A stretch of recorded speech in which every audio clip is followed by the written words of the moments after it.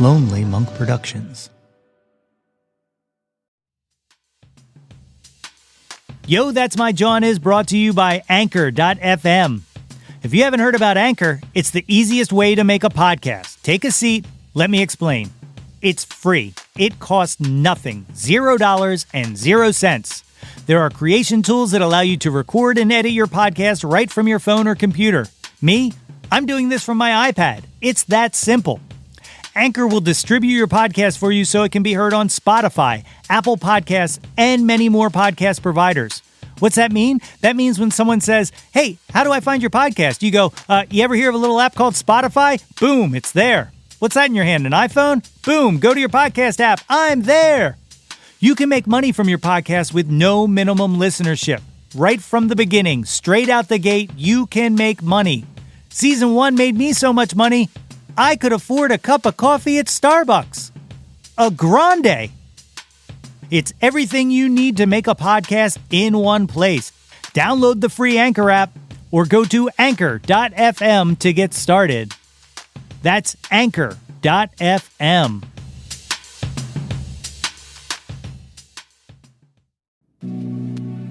I don't know if y'all have heard Seeing Green by Nicki Minaj featuring Drake and Lil Wayne, but yo, that's my Jawn! That's my Jawn!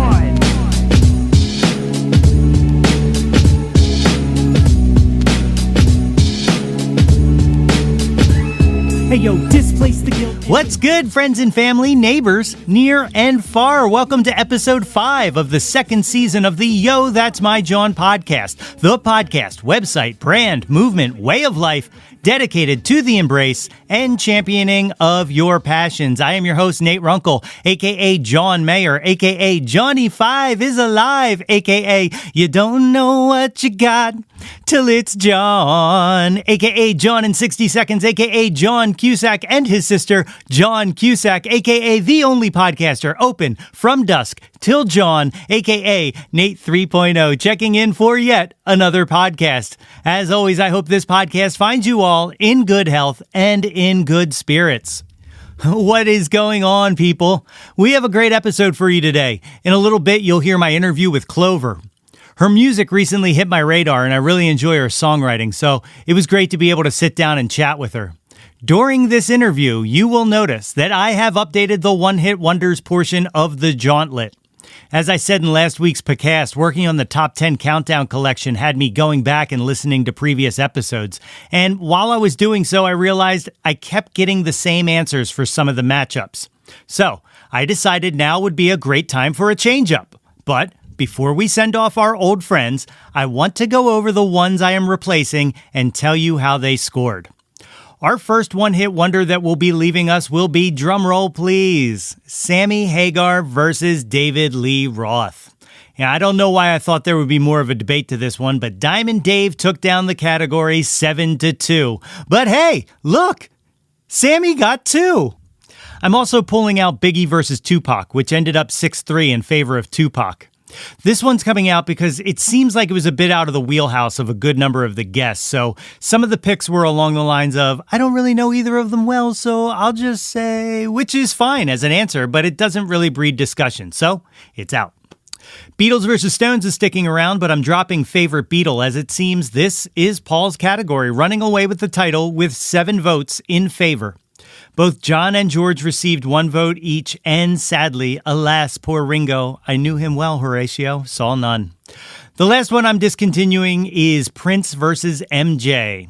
All 10 guests picked Prince as their choice, which is grounds enough for removing it, but I'm going to be honest with you. The stigma of the allegations against Michael Jackson lingers so heavy, and I honestly just don't feel comfortable keeping it in there anymore. So I'm taking away these 4 one-hit wonders and replacing them with 5 new ones. That's right, it's a 4 for 5 special, folks, and they debut today when I speak to. My guest today is a singer-songwriter from a small river town in New Jersey whose music blends her soulful voice with a little bit of rock and a little bit of pop into a timeless sonic delicacy. She has graced the stages of many of the New York staples such as Rockwood Music Hall, Pianos, and Pete's Candy Store, to name a few. After releasing her single This Love in early 2020, my guest decided to leave Brooklyn in the midst of the pandemic and busk her way across the country with one destination in mind, California, where she is currently residing for now. The music video for her latest single, Sunman, is now available on her YouTube channel, and the song available on Spotify and Apple Music. Folks, please join me in welcoming to the pod, Clover. And then we can get started. Ladies and gentlemen, I am joined today by the great Clover. Thank you for joining me here on the podcast. Hi, thank you so much for having me. I'm happy to be here. I'm really excited to do this. I don't know if you just heard, but my voice just completely changed. This is my podcast persona voice. But no, thank you again for doing this. I always like to start things off talking about the connections I have with people, and my connection with you is your manager is my cousin's wife. Apparently, yeah. It's such a small world. No, she had started sharing some clips of stuff when all that started rolling out, and I was like, wow, this is really fascinating music. So I'm like really excited to be able to get you here on this show. Oh, I'm so happy we had this connection. Yeah, it's great. It's, I mean, like sonically, like you make music that I love. So, so it's really great to have you. Tell me a little bit about growing up. Like, where did you grow up? I grew up in a small town called Lambertville, New Jersey. I don't know if where do you live? Where are you from? I'm in right now. I'm currently in Ambler, PA. I grew up North Wales, always in the Philly burbs. So got it. Very familiar. Yeah. So I grew up in Lambertville and loved it, and then eventually spent some time in upstate New York and found myself in Brooklyn for a bit. But I spent a lot of time in Philly when I was living in Lambertville. Yeah. Oh, it's great. So when you're a kid, like what kind of music's playing around the house? What was like kind of your first memory of music? That's funny. My boyfriend just asked me that question this morning. Oh, really? Yeah. So my dad had an incredibly like eclectic taste in music. And I have this memory of him actually just playing noise. Like he had speakers throughout the entire house. We had speakers in the backyard. We had these like speakers that looked like rocks and blended into the backyard. And he would actually just play like, I don't know, he would call it noise, but it's just like sounds of like people like screaming or like metal, like people banging on metal. It was very strange for me as a child, but that's like one memory I have. Yeah. And then he also loved a lot of like dance. I feel like music you would hear in like the clubs in like Berlin or something. Okay. And he liked a lot of just international music. His music taste was very eclectic, like I said. And then my mom, she was super into like Joni Mitchell, Stevie Nicks. And like, I think that both of them definitely influenced me. I think my dad's side just made me super open to a lot of different types of music and very like experimental and willing to explore. And my mom's side of music was definitely more just like at the core of my being and who I am. So I'm really thankful for both sides. But yeah, that's the kind of music I grew up with. Yeah, I mean, it actually really makes sense because the songwriting core in there, and you know the emotional core of it, mixed with kind of the sonic build of noise and that kind of that's really fascinating. That's really interesting. So, when were you playing instruments at a young age, or did that come later? Or yeah, I remember when I was little, kind of like running around the house, pretending that I was Annie, like the orphan Annie from the musical Annie. I was obsessed with that. And also the sound of music. So I was singing from a really young age. And then when I was 5 or 6, I started playing the piano. Okay. And my first performance, I think was when I was 6 years old. And I played Lady Madonna and sang at the school talent show. So that was really the beginning of it for me at 6. That's awesome. So with the Annie and Sound of Music background, did you do any musical theater or any theater growing up? I actually didn't because I was also super into sports. I played a lot of sports. And as much as I loved singing, it kind of like, I always wanted to be in musicals, but the opportunity was never there. So it kind of had to be a separate thing. I'm actually, I think it was last year, I started recording demos for a musical that will be happening at some point. So I'm hoping, once COVID is over, maybe I can actually be a part of that musical. And that would be my first time. Yeah. That is really cool. Yeah. That's like one of my little, the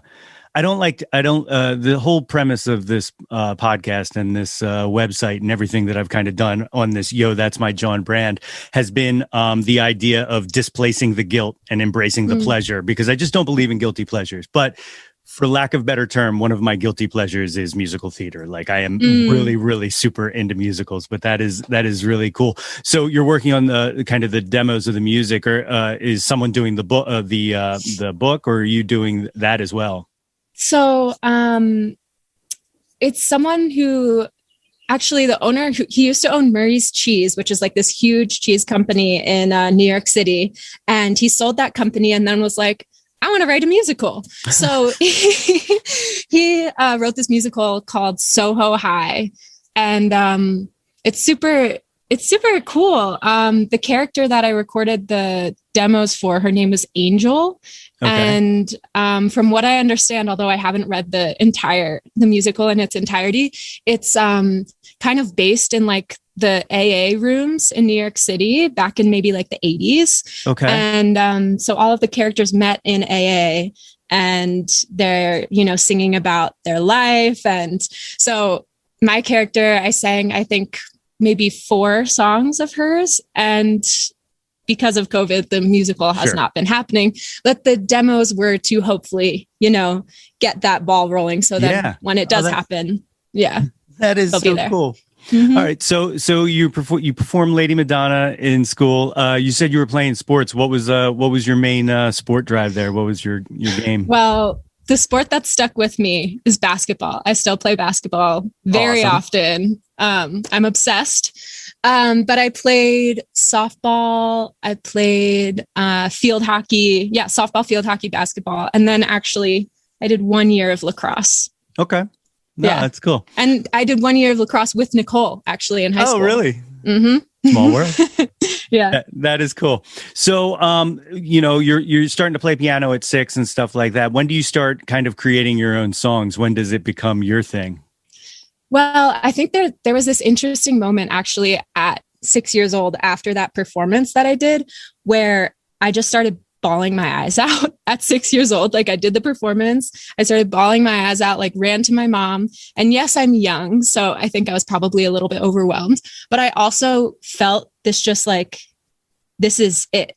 This is like my fullest self at 6 years old. I'm like, this is like, what is everyone else doing? Why are you not doing this? This feels like amazing, So I think I knew there was more to music for me.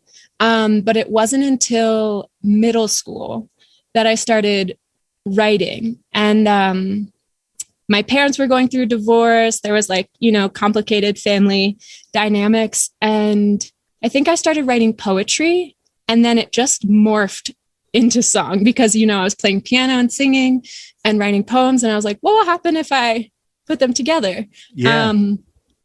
And when that first happened, my songs were like 10 minutes long. They were like, it was just like me rambling, singing, really like working through emotions. And I think it was also in middle school that I was introduced to Regina Spektor. Have you heard of her? Oh my God, yes. Yeah. And I would say she is the reason that like I became a songwriter. Really? Yeah. I was so inspired when I think I watched like 500 Days of Summer or something, and her music was in that movie. And I didn't know who she was, but after, there were 2 songs in the movie that I was like, oh my God, I'm obsessed with those. What is that? Looked it up, and both of them were hers. And she's just like so quirky. She's not afraid. She does she makes weird sounds in her songs. And I felt like actually just thinking about like with my dad and my mom and the types of music they played, I think that she was a really beautiful combination of the two.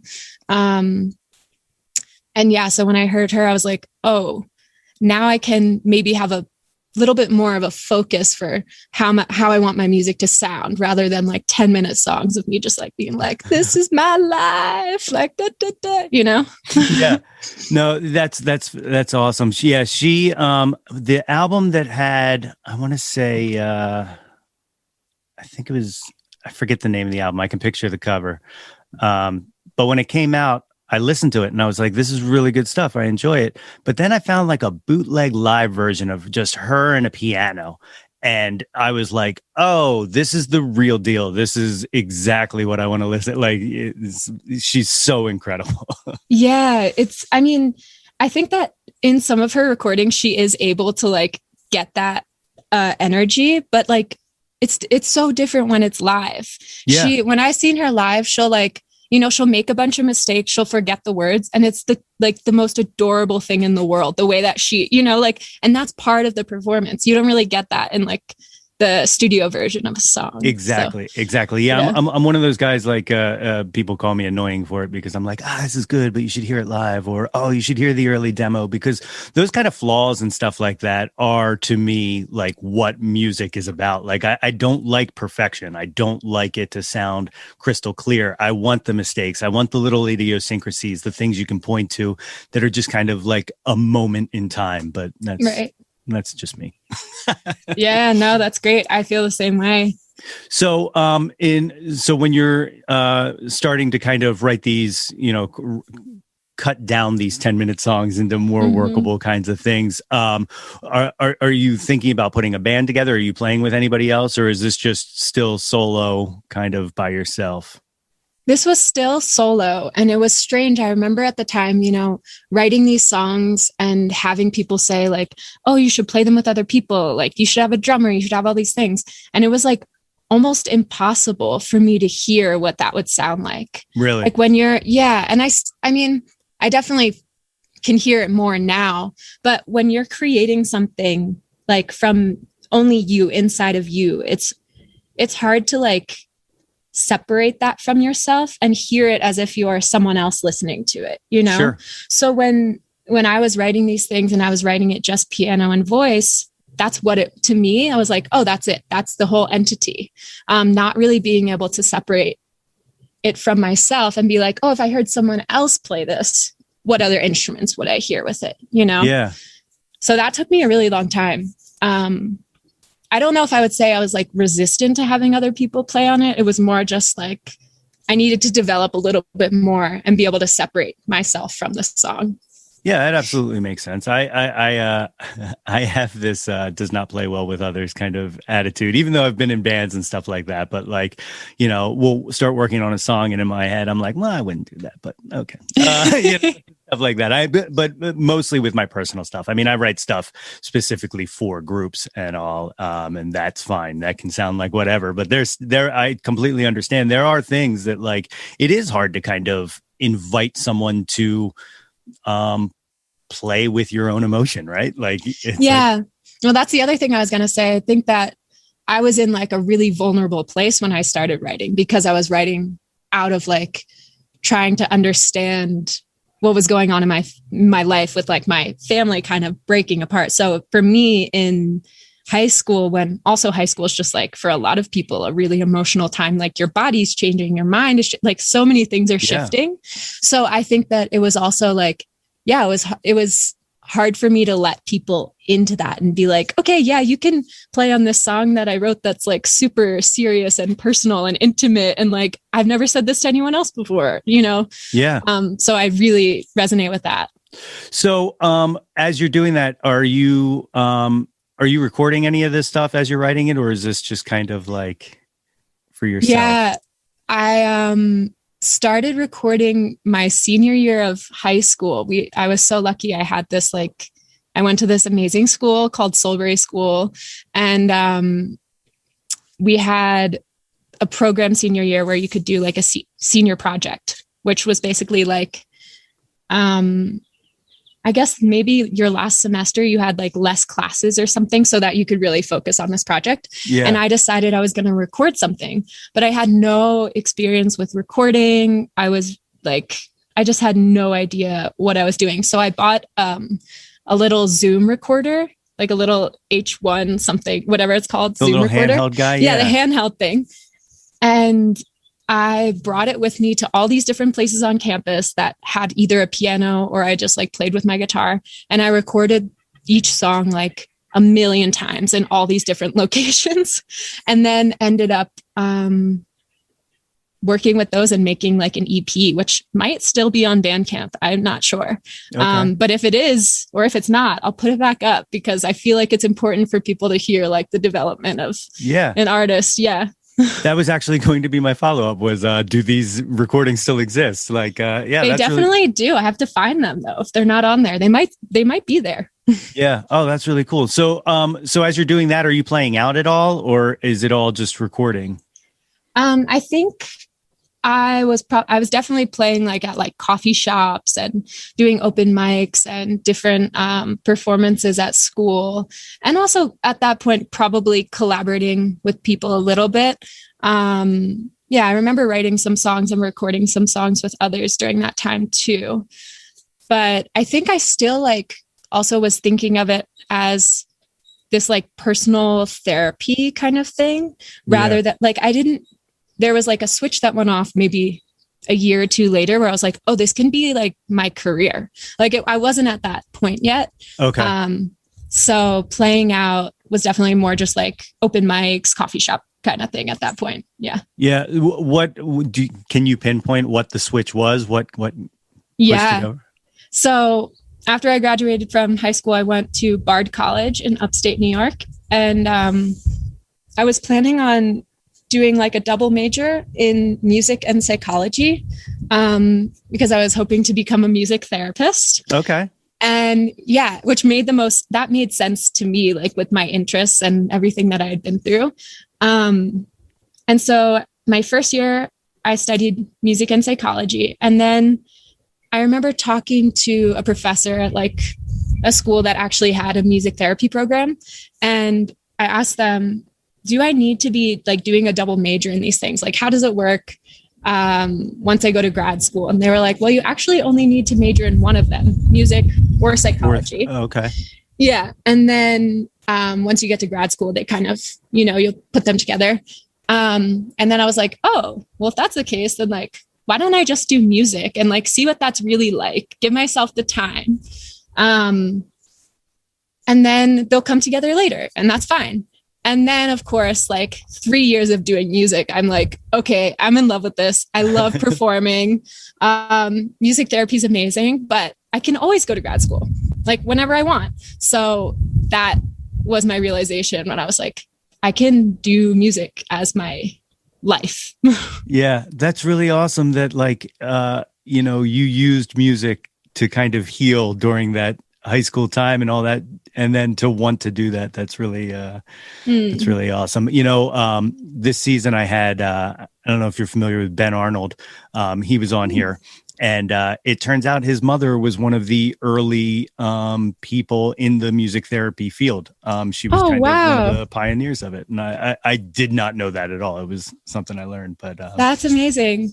Yeah, cool. That's super cool. So I don't know, maybe at some point I'll end up going back to school. But actually for now, I'm a songwriting teacher. That's what I do outside of writing my own songs and recording.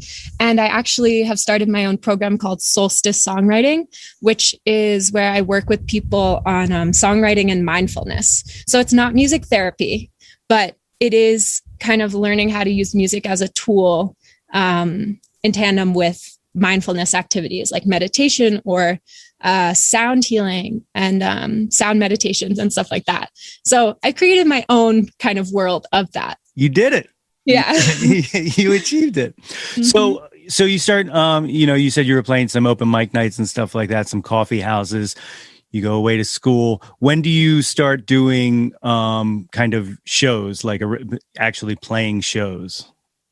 I think I did a few in college, but was still like, I think my biggest shows then were like weddings, trying to make some money and also play.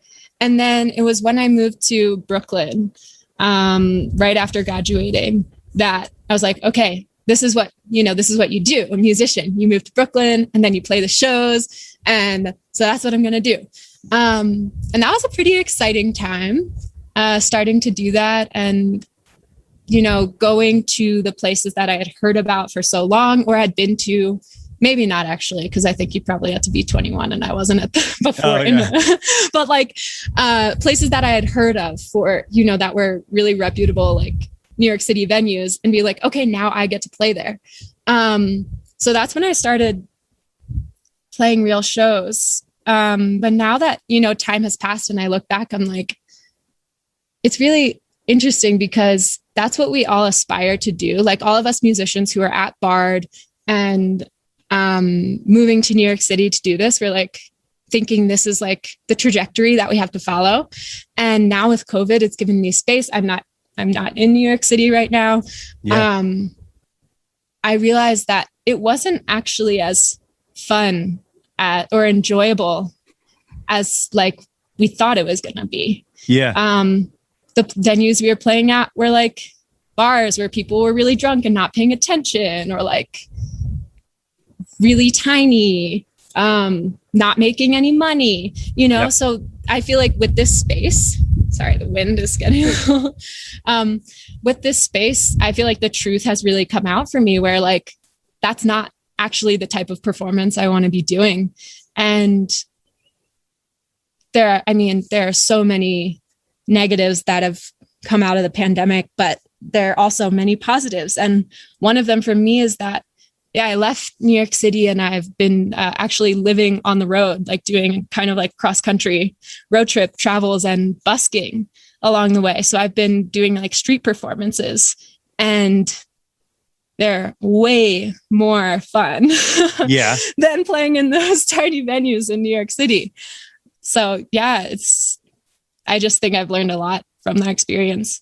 Yeah, it is the live music kind of scene and kind of the places where everybody strives to play. Really, I can see how it would at some point get to be fulfilling, but those early days, like I stopped playing original music out just because I couldn't play for another 4-person audience, like, that wasn't paying attention, right. Whereas, like you said, with the pandemic, I mean, like streaming and doing this podcast and stuff like that, I'm actually reaching more people than I've ever reached in my life. Yet somehow I still miss like I still miss the face to face. It's like the gift and the curse. I don't know. It's been very, very bizarre. Making this adaptation, adaptation, is that the word I'm looking? It's there somewhere. Yeah, I know what you mean. But yeah, so you just mentioned that you've started busking. You were busking across the U.S. Like, what kind of? I'm sure there's 50 million stories you could tell, but like, what kind of stands out as like the pinnacle of doing that, of that kind of trip? Oh gosh. So wait, is the question what caused me to do this trip? Or are you asking about okay. Yeah. So like what something had to have happen snapped that made you go, this is. Yeah. So after I left Brooklyn last year in June, I believe, and I actually left and went and lived in upstate New York in a tent for a few months, living on a friend's property and like working in their house and then living in the tent.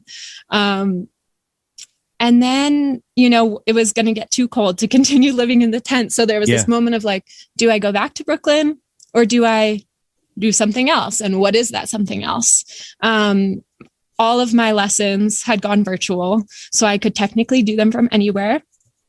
And that was very freeing for me. And a friend of mine had mentioned like, oh, why don't you do a road trip? Like, I'm going to go to California. You should drive out to California. And when I first heard that, like, I was very excited, but I also just shot it down. I was like, no, that's impossible. I can't do that. I have to be responsible and do what, I don't know, like all the things that I used to be doing that we can't do anymore, So I had this thing in my head of like, is it really not possible? Why am I afraid? What are the reasons for not doing it? What are the reasons for doing it? And it was kind of like, with the pandemic, everything was crazy. Like it kind of felt like anything was possible with the way, you know, like, so it was definitely scary at first and felt like a huge risk, but I've been doing it with my partner, Danny. So I'm not alone. I think it would be different if I was alone. And we started I remember saying that we would be back on the East Coast in April. It's now May, and we're definitely not back, and we're still have plans to go other places. So I think that it was also kind of like we needed to go see how it felt. And then there was always the possibility to go back, you know? Yeah. But now that we've been doing it, it doesn't feel crazy anymore. It feels very possible.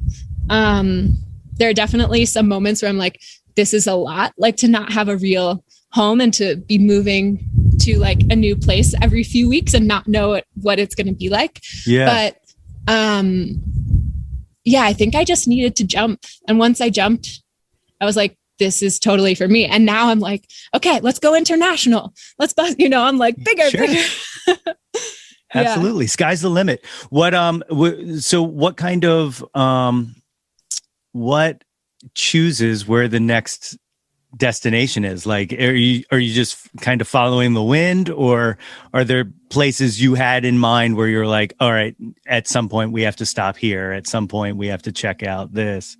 Yeah, we definitely have those at some points. But a lot of it is going with the wind. Like we actually got offered an artist residency in Topanga, California. That was supposed to happen this month. And that kind of like changed our plans completely. We were like, we have to take this opportunity if someone throws it out there. Yeah. And then it actually fell through a week before it was supposed to happen. So there's a lot of just like being trusting that you'll have a place to sleep. And I'm actually like, it's crazy also when you look back and you're like, oh, that fell through for a reason. That fell through because I was supposed to be here, which is where I am right now, which is Big Bear, California, in the San Bernardino National Forest. Like the National Forest trails are less than a minute walk that way. It's crazy. It's got to be beautiful. Yeah. And I had never even thought, this was not on the list, I had never thought about this place or heard about it before. So, there's a lot of going with the wind. And then there are like, okay, we want to go to Zion National Park. We want to go to Grand Canyon, like kind of like national park things are in our mind. Yeah. And then also with busking, we also keep that in mind. And we're like, where are good places to busk? So we're planning on going to Portland soon to kind of get a little bit more of a city vibe, see some more people and busk there. But other than that, it's been very much like our main final destination on the West Coast was this place called Ojai, California. And it's so beautiful there. That's the last place that we were staying. And so our trip up until then had been like, okay, we go to these places, but we're ending up here. Yeah. And now that we've done that, it was a little bit more open. Now we're flowing. Yeah. What is creating like on the road? Like what, is it, do you find it, I'm sure it's definitely got to be inspiring, but do you find it easy to be able to create while traveling, or does it get in the way at times, or both? Yeah, a little bit of both. It's taken some time to adjust. I definitely now feel like I feel very confident in knowing what kind of like home environment is best for me for creating. It's really great for me and for my partner to have like a space where all of our recording stuff is like always there and ready and set up if we need it. Because like for me personally, one of the things that really stunts like my flow is having to set all of that up. It's like, it's a ton of gear, and it's like, you write this amazing song and then you're like, okay, now I have to set this thing up and do this. Yeah. So that can really stop the flow, and having a space for that is really good. And we have a whole like on the road recording everything. So that's been really amazing. And then another thing that's really important for me for writing is actually being alone and like having my own space. Yeah. So that can be a little bit challenging sometimes, because the last place that we were living, we were actually staying with some friends. So there were like 1, 2, 3, 4, 5. Yeah, 5 of us in the house. And it wasn't that big of a house. And my writing, I think I wrote maybe one song in like 3 months or something. Maybe not, but maybe there were more. But the one that I can really think that I feel like I finished was like one song. And that I think was because I couldn't get enough space. Yeah. Yeah. So that's definitely, and you would think when you're on the road, you're like, you have the whole country. What are you talking about? But it's like, it is also the pandemic. And so there's been a lot of, depending on where you are, you might not have that many places to go. So yeah, it's been interesting to figure out, but I would say that right now where I am, I've been here for like less than a week, and I've already recorded a demo, started writing a new song, like there's a lot going on. So when I have the space and the setup, I'm like, let's do it. I'm ready. Yeah. Oh, I love it. I love it. Yeah. So, speaking of songwriting and speaking of songs, I said earlier about, Nicole sharing, some music, and that's how, I first found you. The first thing I heard was This Love, and, for lack of better term and for proper branding, is a Jawn. That is definitely one of my Jawns. I love that track. Tell me a little bit about kind of the creation of that, and not just the song, but also the video. Like one of the things, the other things that I really appreciate about you musically and as a performer is that you seem to appreciate the music video as an art form as I do. And it's really fascinating to watch. Kind of both to kind of listen to the song, watch the video, and just see art. I don't know, like it's not around much anymore. You don't find it as much, and I'm glad that you're kind of carrying that. Thank you. Yeah, I didn't even think before writing songs, I didn't even think too much about the creation of a music video. But now every time I write a song, I'm thinking visually about what the video could look like, or how I could express what I'm trying to say in video form or in image form. Now it's becoming, while I'm writing, it's even in my mind.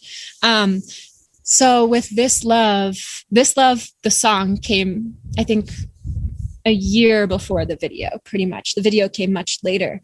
But I think that was meant to be, because like the idea for the video came to mind during quarantine.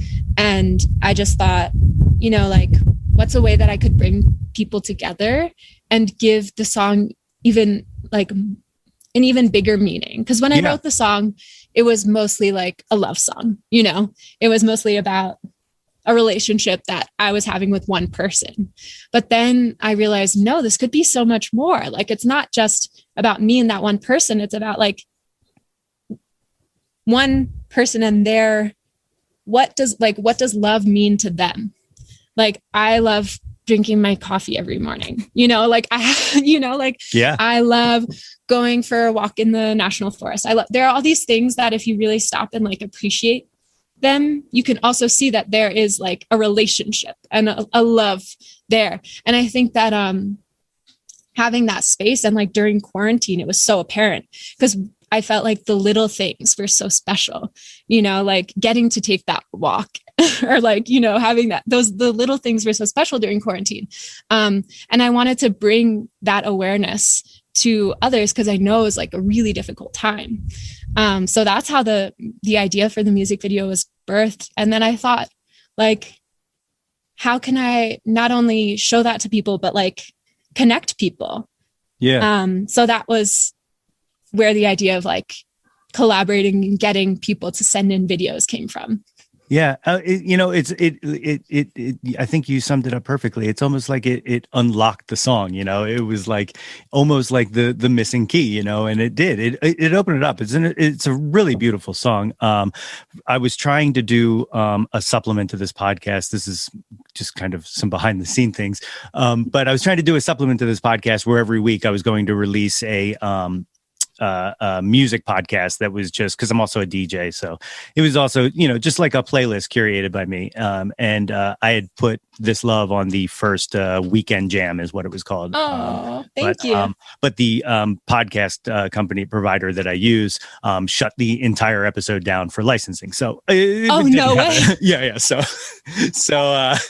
well, thank you for telling me. Yeah. So just know that it was there when it came out. But that's so funny. I've been trying to work around. Like, I think I might just post like Spotify playlists to kind of fill that void. But yeah, it's a fantastic song.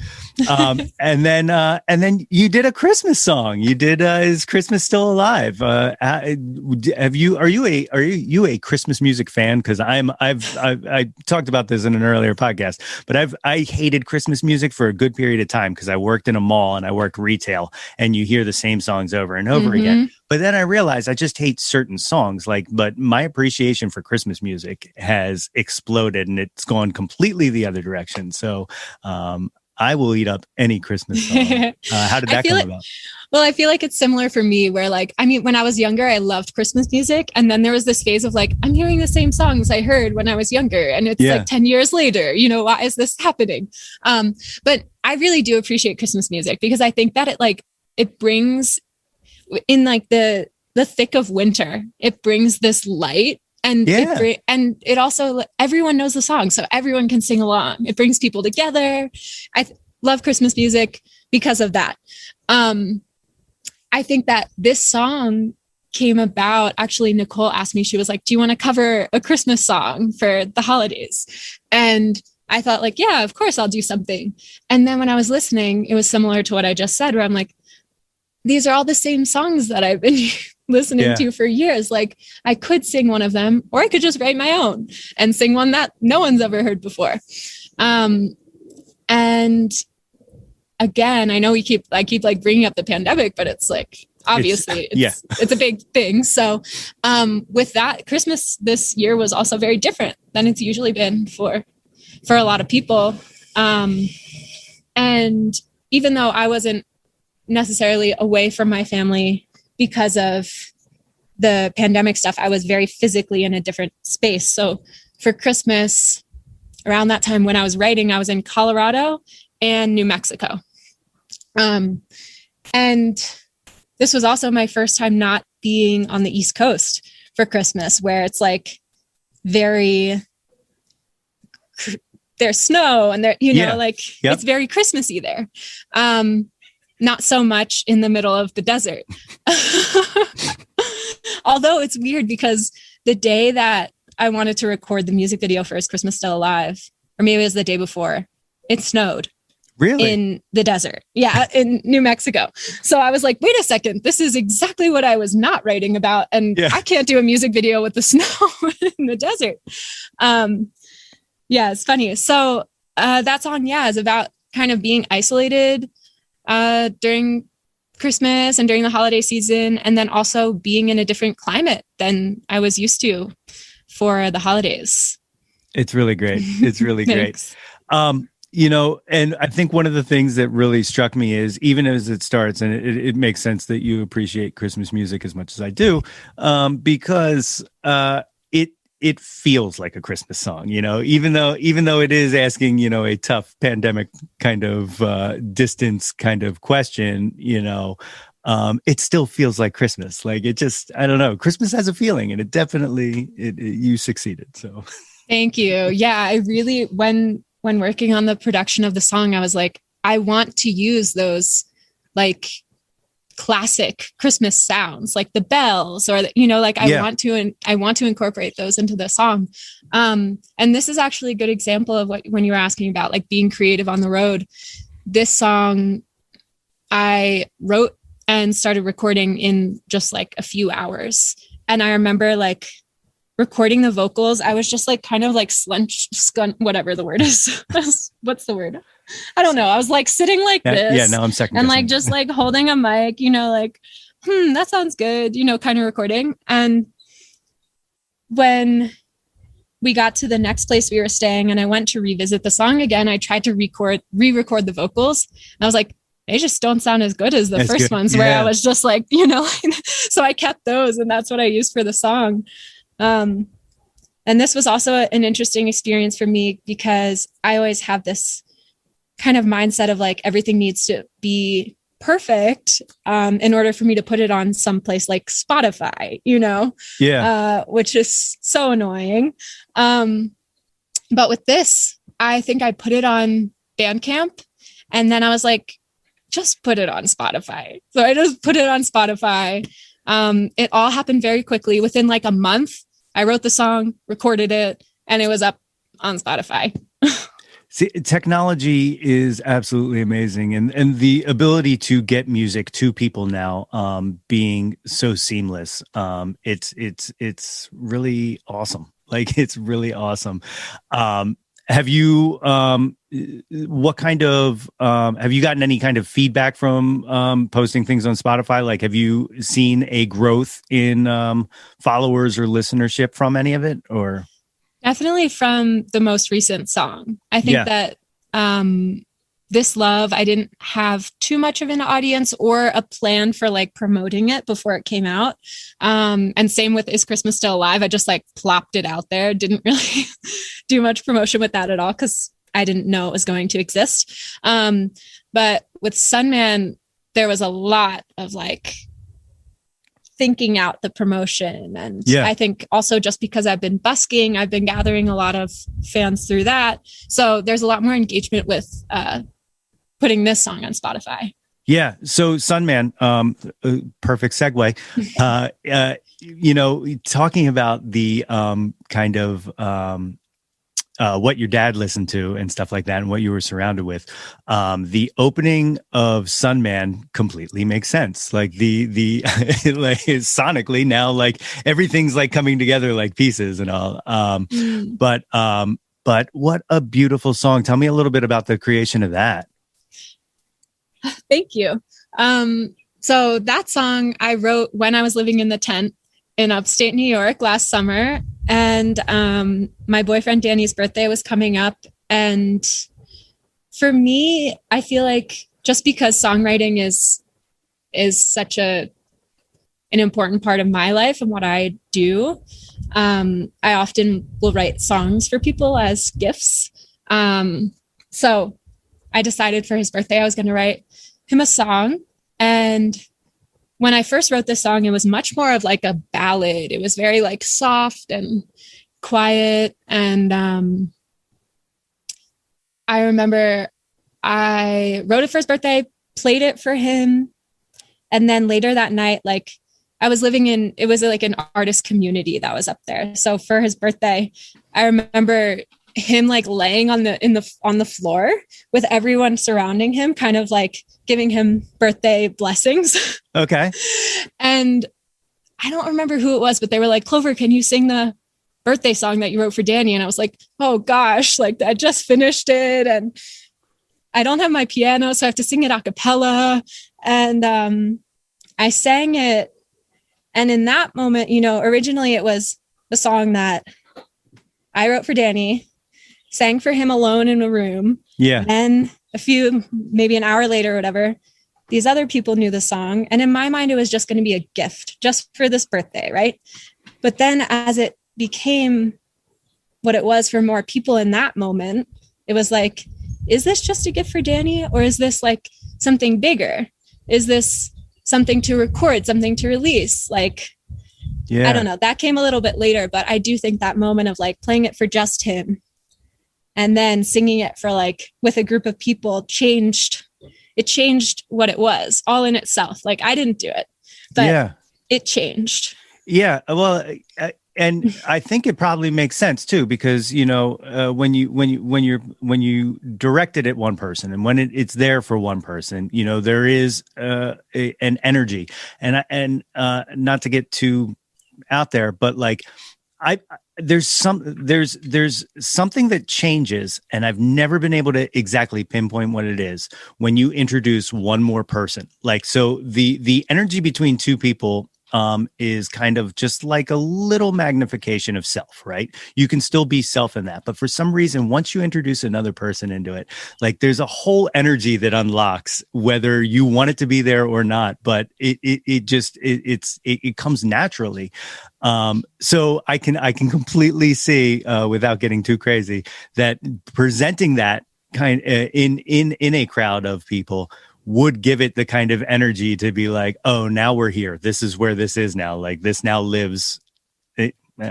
Right. No, I totally agree. And you're not crazy. I was the one who was just telling you he was laying on the floor with people around him giving him birthday blessings. So like, you're not crazy. Fair crazy. Fair play. Yeah, that makes sense. But absolutely. I do think that like with what you're saying, like having those other people, their energy made it something else. And some of those people are actually who ended up being like backup dancers in the video. So there's a thread. Yeah.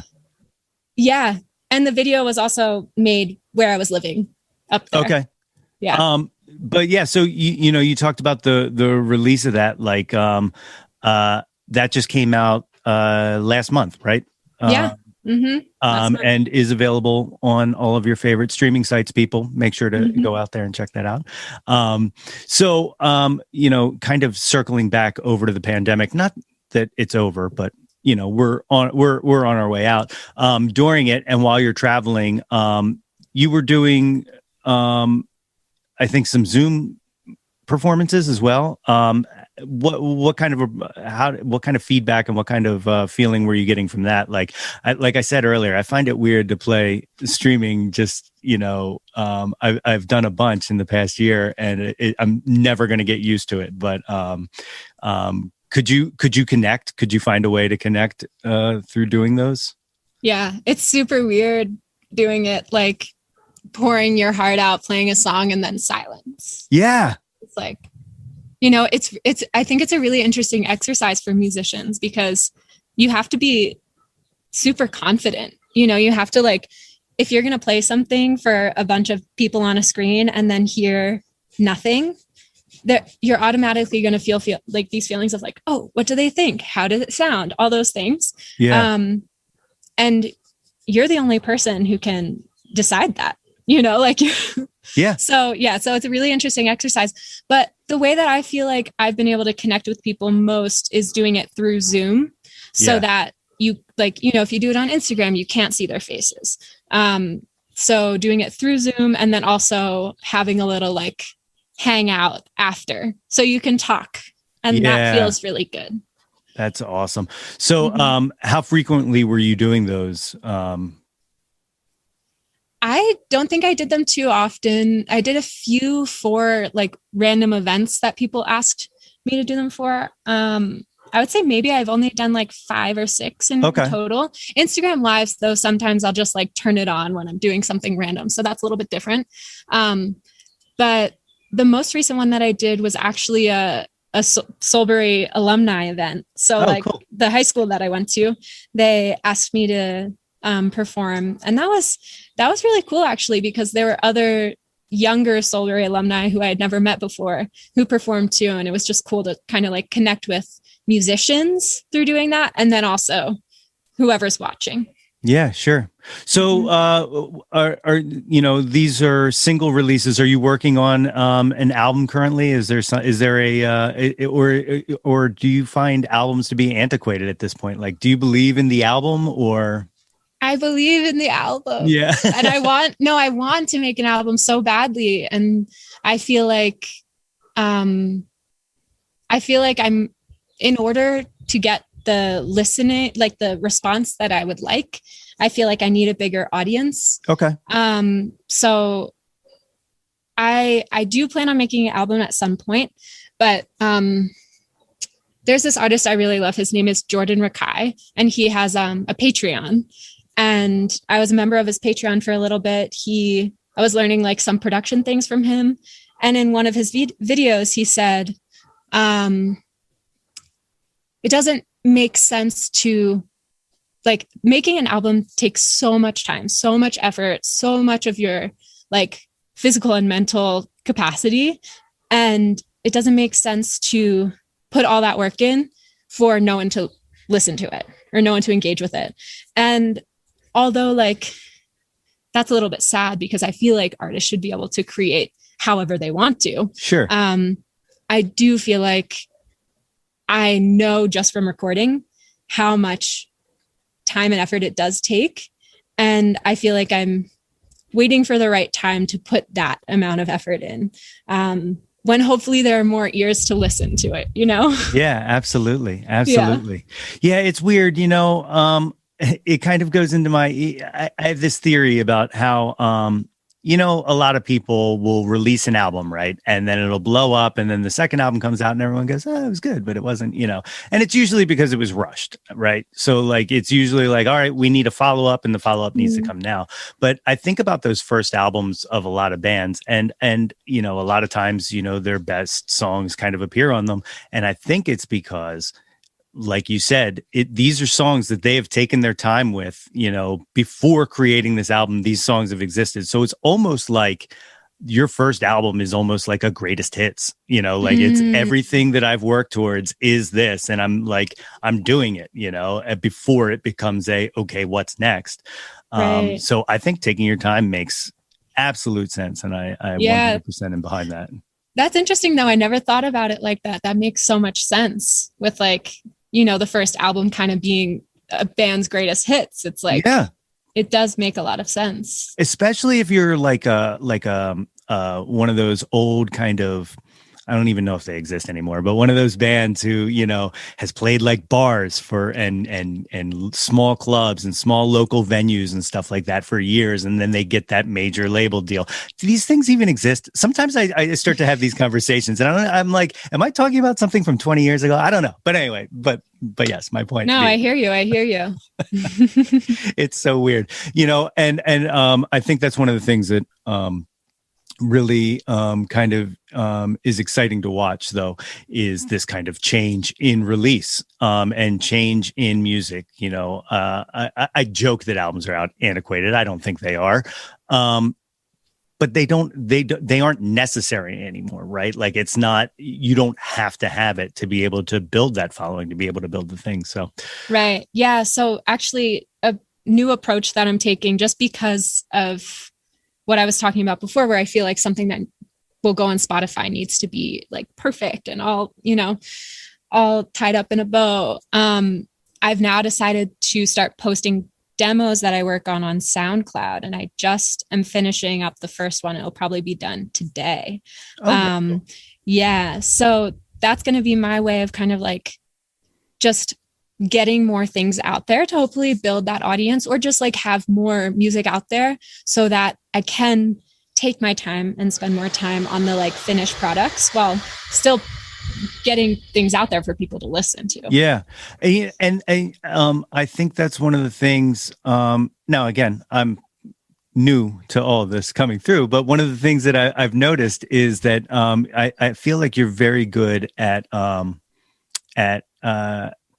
building content. Like you have really great content beyond the music, you know, but like kind of curating you know content to really, I hate using the word content too. I know, content. I hate that word too. Like I'm sitting here, I'm like, it's not fucking content, man. It's actual, I know.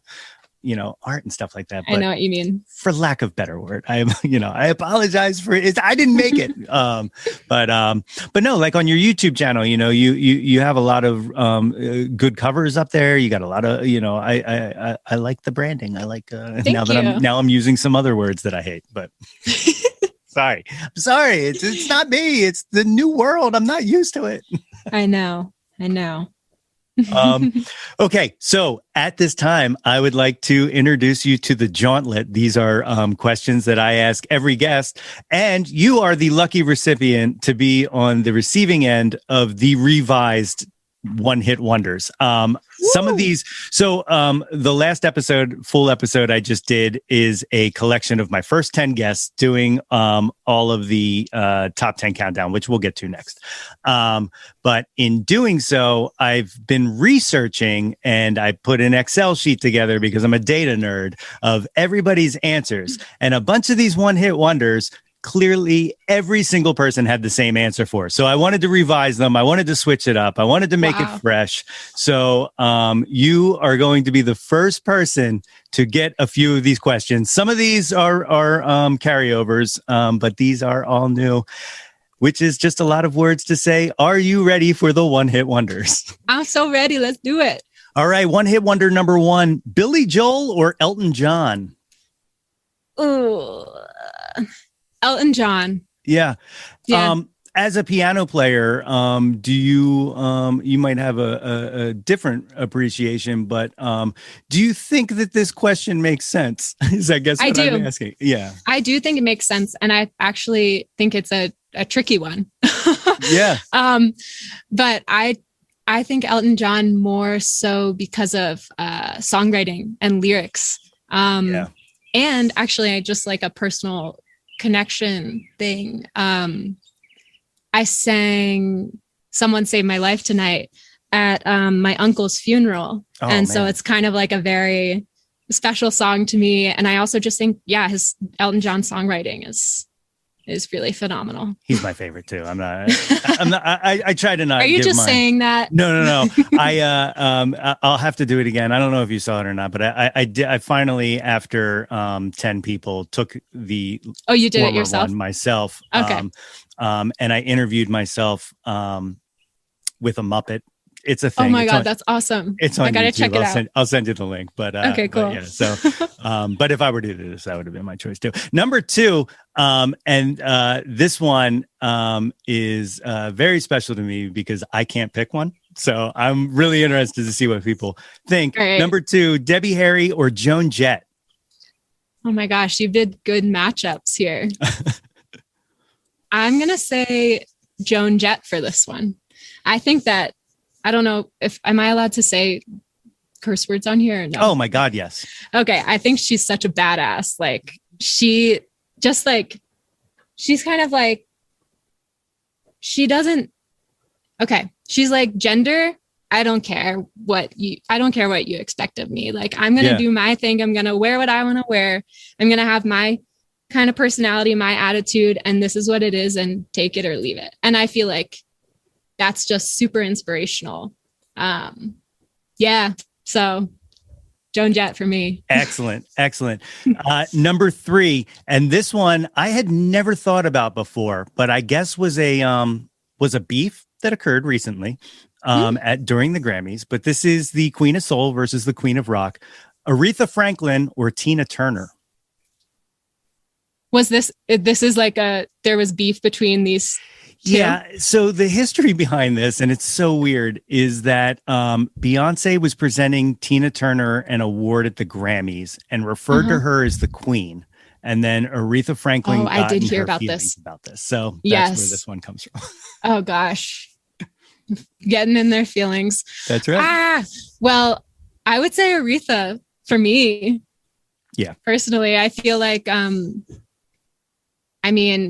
she's definitely vocally a huge inspiration for me, and I am totally floored by her and her voice. I love Tina Turner too. Actually recently busking, we got a request after someone heard me sing, like, can you please sing Tina Turner?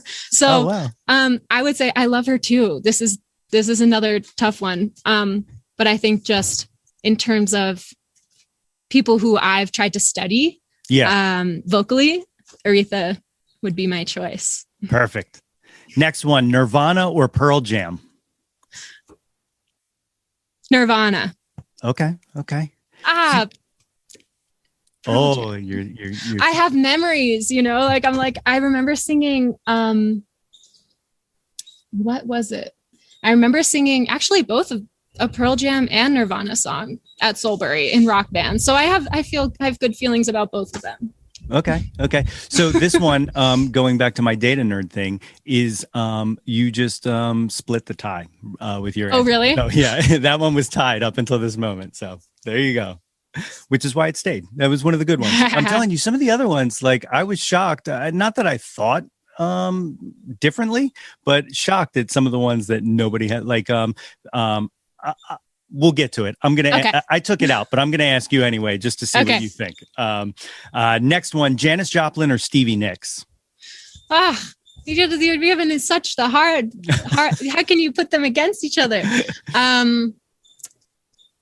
I feel like with this, it depends on the day, because with Janis, I feel like I need her when I need to get out a certain emotion, Okay. Like she helps me release.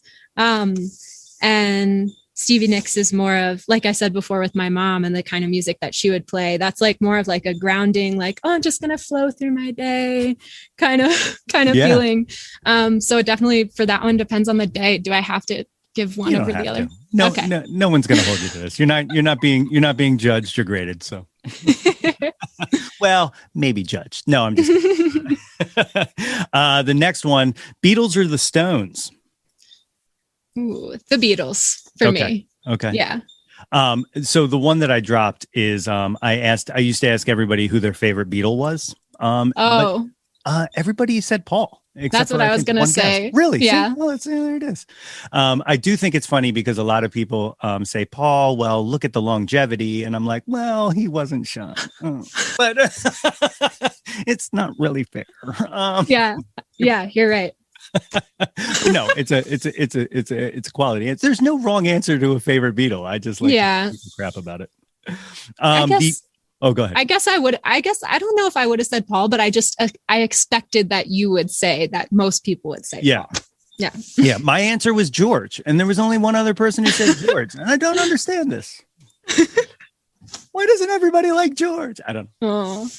Final one-hit wonder: Bohemian Rhapsody or Stairway to Heaven? Bohemian Rhapsody. Thank you. Okay. And that is why I put this question in here, because for once and for all, I want to put the nail in the Stairway to Heaven coffin. Nobody likes that song. Nobody likes that. I mean, again, it has good memories, but Bohemian Rhapsody for me is like just a whole other level. For me, Bohemian Rhapsody may be the best written pop song ever. I would probably argue with myself in 10 minutes and be like, no, it's Robin dancing on my own. But anyway, the best or second best pop song ever written. Really good. Yeah. Okay. So that's the one hit wonders. The second half of the Jawntlet is the top 10 countdown. Here we go. I use, you're going to hear Jawn a lot in here. Being from the area, I'm sure Jawn can be whatever you want it to be. Does not have to be music. It can be anything you want. So anything you want. Right. Question number one, what was your first Jawn? What was the first thing you found yourself really obsessed with? Ooh, well, I mean, it was music for me, I guess. I was obsessed. Yeah, 100%. Number two, what's your current Jawn? What are you into right now?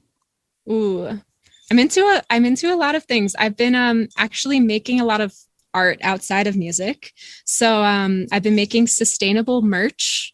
Very cool. What does that mean, one may ask, because it's something we should question. But, a lot of bands are expected to make like band tees. Like everyone wants a t-shirt of their favorite band. But who really needs another brand new t-shirt? So I've been thrifting shirts and then dyeing them naturally with onion skins, pomegranate skins, avocado skins and pits, and then screen printing them myself. That's awesome. That's been a new hobby of mine, trying to like just be more conscious of the kind of merch that I create. Yeah, that is so cool. That is really awesome. Like that's, not only does that make it, I'm able to get merch of an artist that I like. That's also like, I'm able to get a piece of art from an artist I like. That's really cool. I really, really, really dig that. Thanks. Number three, what was the first concert you ever went to? The first concert I went to was actually Paramore. Really? You know Paramore? Yeah. I do know Paramore. And it was in Philly. It was at the Electric Factory. Very cool. Very cool. That was three. Number four, what was the last concert you were at? Oh my gosh. That was so long ago, Yeah. I don't know. The last concert that I was at was probably some show in New York City.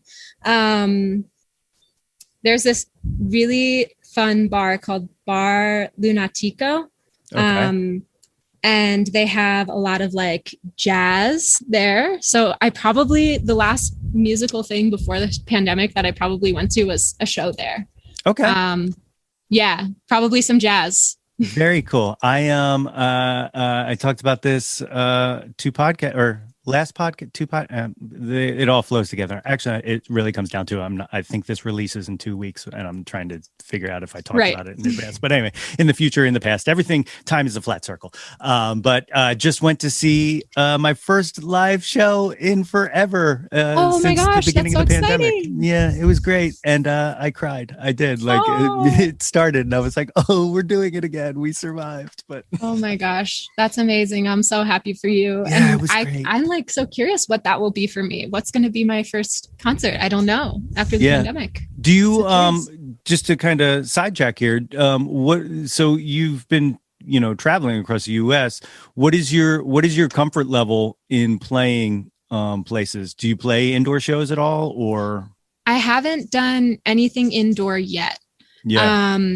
I've only done outdoor, but now with the way what's going with like the vaccine and all of that, and Nicole has been definitely searching for shows now that I'm going to be in the Bay Area a little bit, and I'm going up to Portland and Seattle. So I'm ready for shows. That's awesome. Yeah. It's cool. It's very cool. All right. That was number 4. Number 5, what was your favorite concert you've ever been at? What was your favorite live show? I think that's hard, but I think that I have really, really fond memories of this show actually at World Cafe Live. Okay. My favorite venue. Alan Stone. I don't know if you know him, but he's like, I think he's from Washington State, and he's a really funny, he's super goofy. I think he grew up in a really religious home. Okay. And not that he's not religious anymore, but he probably strayed a little bit away from that and found this music that he's like soul, funk, R&B, pop. And he's super goofy. Like I remember in his show, he was like singing and playing. And then all of a sudden he accidentally like spit when he was singing. And then he stopped the song. He was like, oh, I'm so sorry, everyone. Did anyone see that huge ball of spit that just came out of my mouth? And then he just like goes back to playing, my God. So he's like an amazing person to see live. This is another example. Like if you're listening to a studio recording, you wouldn't hear that. You wouldn't know that like piece of his personality. That's right. But yeah, he's one of my favorite people to see live. Definitely. Awesome. I will have to look some of that up. That's really cool. I'll send you something. Excellent. Yeah. World Cafe Live. That's my favorite venue in this area. Like the sound is perfect. There's not a bad seat. It's just a place. And it's a great place. I saw Brian Wilson perform there, and I was like right up against the stage, and I'm like, oh my gosh, nice. Goddamn Beach Boy in front of me. Number 6, who have you never seen live that you always wanted to? They can be alive or dead. Well, I wish I could have seen Queen. That would have been pretty cool. Very good answer. Very good answer. Number 7, name an unappreciated Jawn. Name something that you wish had more shine to it, something more people were into. Maybe, I don't know. I think just because of being on this road trip and seeing a lot of different parts of the country and spending a lot of time in nature. Yeah. I don't think that people don't appreciate nature or like see it as something beautiful, but I wish that more people would, I guess, spend more time in nature and not like we have a lot of fear. So like, I'll go into the woods and there's like mountain lions or like snakes and all these things. And when we live in cities and don't spend time there, we kind of like picture this thing of like, oh, there's so much to be afraid of, or like we're not able to really find that peace within ourselves to fully enjoy it. So I guess I would say something like that, just like deep appreciation for nature and really spending time in it and not seeing it as like an other, but seeing it as we are a part of it. Beautiful answer. Beautiful answer. I love it. Number 8, what is your favorite album of all time? This is hard too. I I want to say, I don't know why this is coming to mind right now, but the Sufjan Stevens album, Illinois, it's hard for me to say that it's my favorite album of all time, but that's something that like as a collective work, I always think of as like, it's like magical. It's magic. And there are other albums that maybe I'll like bop to more, but like this is something that I listen to and I'm like, whoa, I'm in another, when you're listening, you're in another world. That's what you're doing. Perfect. Yeah, that's and you know, going back to our albums Antiquated, that's one of the things that I love about albums is that kind of transportation from track one till however many tracks there are. If you find a good album that you love and you can't skip anything and you are just in it, that's it. That's what I look for, man. It's awesome. So good. Number 9, name an artist whose output you will consume anything they release, even if you have to be apologetic for it. Well, I know my answer is Lake Street Dive. Do you know that band? Yes. Yeah. I will consume anything they put out and have not yet have been apologetic for it. That's definitely and I don't true. really see that happening with them. But yeah, they're my favorite band, hands down. They are so good. I remember I was at work one day and I was playing just a Spotify playlist I had of a bunch. And I think 3 times a coworker came over to me and he was like, who's on right now? And I'm like, it's Lake Street Dive. And he's like, oh, they're really good. I'll have to look them up. And then like 5 minutes later, he comes back over and he's like, now who's this? I was like, same band. I was like, you know, and it happened like 3 times. He was like, okay, yeah, I guess I'm a fan. And I was like, yes, you are. Welcome. That's awesome. Oh, so good. The 10th and final question of the top 10 countdown. Are you ready? I think I'm ready. What is your favorite Jawn of all time? Again, can be anything you want it to be. Okay. My favorite Jawn of all time is Freedom. I like it. And I say that again, based on my experience with this road trip and making the decision to leave what I'm familiar with to jump into the unknown.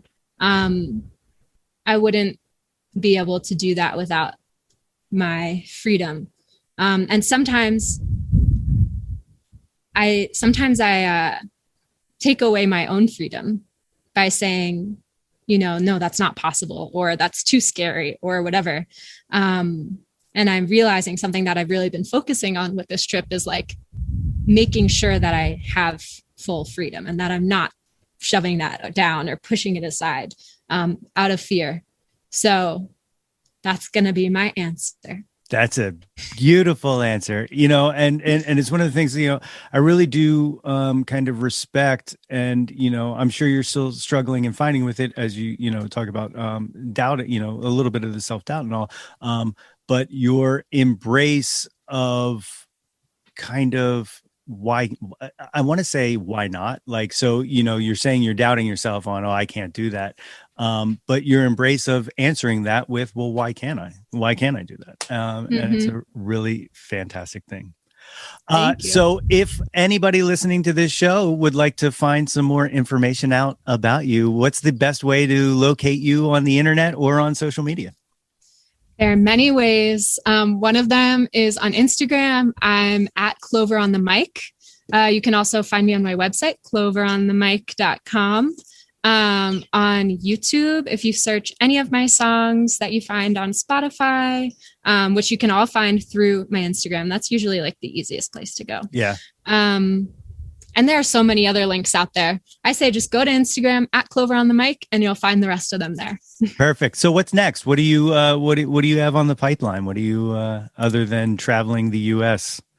I have 2 other songs that have been recorded that will hopefully come out before the end of this year. And like I said, I'm going to be putting up a lot of new demos on SoundCloud. So I really hope that, you know, people start listening. I would love feedback. This is kind of like a space where I want it to be a little bit more like, what do you like of these sounds? What more do you want to hear? So that I can kind of gather the data. I like data too. and then work from there to create the next few songs that come out. It's really awesome. It's fascinating that you have grown from somewhere where you were making music for yourself that you didn't want to bring anybody else in, to a point where you are now uploading demos and asking for critiques and asking for information. That is awesome. Thank you. Well, thank you so much for doing this. You got anything you want to say to these people before we end this conversation? Well, I just want to say this has been amazing. I didn't know what to expect when coming into this conversation, and now I feel super full for the rest of my day. So thank you so much. And thank you to everyone who's listening. I hope you all have a beautiful day. How awesome. My thanks again to Clover for joining me here on the podcast. Be sure to visit www.cloveronthemic.com for updates and links to her social media. And check out her newest single, Sunman, available on all music streaming sites and YouTube. If you have not already, what the shit? Go subscribe to the podcast on all your favorite podcast providers and share it with your peeps. Go. We'll wait. Did you do it? For real? Okay, thank you. Now, if you want to meet the challenge of the day, pick yourself up by your bootstraps and earn yourself that super awesome Jawn Scout Merit Badge for Citizenship of the World by rating and reviewing us like the queen or king or queen that you are. Don't forget to visit www.yothat'smyjawn.com and like us on Facebook at facebook.com/yothat'smyjawn for updates and live streams. Follow us on Instagram and Twitter at YoThat'sMyJawn, and find Yo That's My Jawn on YouTube for all kinds of video blessings, including the brand new Jawn of the Day. Like and subscribe the heck out of that ish. We want to hear from you. Reach out, and touch some Jawn. Hell yeah, episode 5. We now ask that you please remain seated with your seatbelt fastened until the captain turns off the fasten seatbelt sign. On behalf of Yo That's My Jawn and the entire crew, I'd like to thank you for joining us on this trip, and we are looking forward to seeing you on board again in the near future. Join me next week for an all-new special edition podcast featuring our first returning guest, Blue Skies. Until next time, everybody! Hey yo, displace the guilt and embrace the pleasure. Your taste in music doesn't have to be measured. Yo That's My Jawn is a Lonely Monk production, written and produced by yours truly, Nate Runkle. Theme song by Phil Tyler Music featuring Nate 3.0. Special thanks to Fox Run Brands, DX Ferris, Andrew Scott, Natalie Runkle, and the incredibly brilliant and wickedly stunning Katie Daubney. If you or anyone you know has any ideas they would like to share or any guests they would like to hear on the podcast, please feel free to reach out to us at yothat'smyjawn@gmail.com. Or you can leave an audio message for us and possibly hear yourself on a future episode by visiting anchor.fm/ytmj/message.